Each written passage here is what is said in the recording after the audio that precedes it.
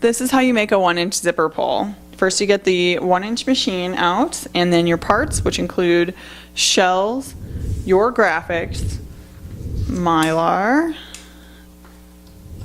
collet, Versaback, and zipper pull.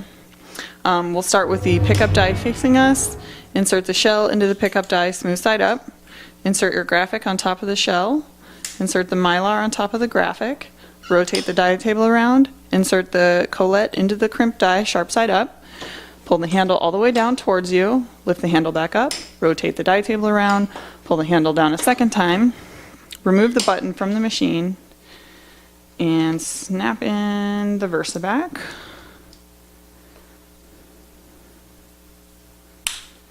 And then attach the zipper pull.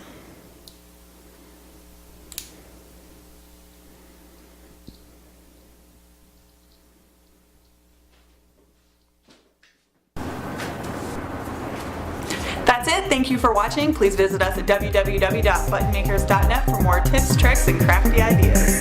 See you there.